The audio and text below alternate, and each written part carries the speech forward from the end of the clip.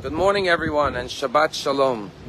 Nachmanides states, Maaseh Avot Sinman Labanim, which means the stories that we read in Genesis about our ancestors are here to teach us and guide us and be a source of inspiration for us, because the stories of our ancestors will repeat themselves in every generation.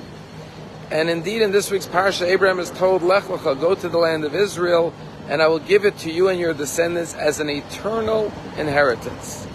But then in this week's Torah portion, we have the story of Abraham's nephew being taken hostage, being kidnapped.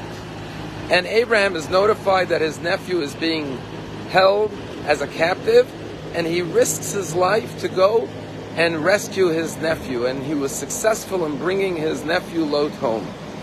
And once again, we're facing the same circumstances. We're in the land of Israel, as God promised Abraham, and an eternal inheritance. And our family members have been taken hostage.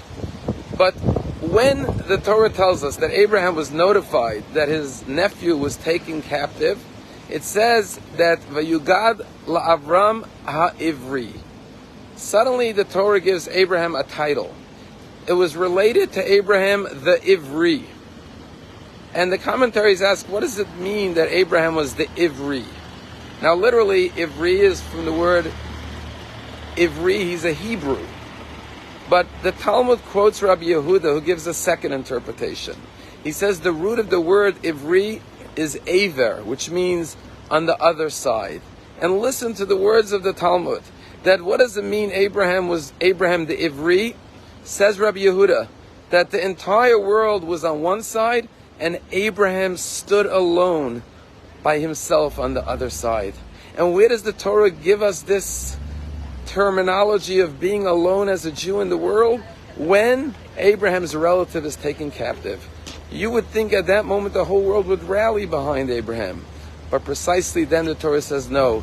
Even when something is so morally unjust, the world will not stand with the Jew. The world will stand against the Jew. And here we're facing the same circumstances. Israel is facing an existential threat. But we Jews in America our eyes have been opened to realize that we are also facing a threat. A threat no less than our brothers and sisters in Israel.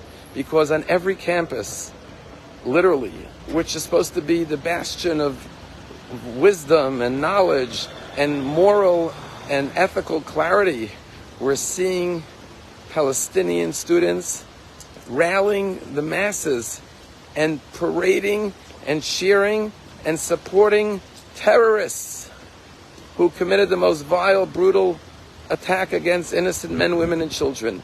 And the only explanation is because the Jews are the victim. And when the Jews are the victim, there's no compassion, there's no empathy. On the contrary, the Jew stands alone. Not just alone in Israel, but alone here in America.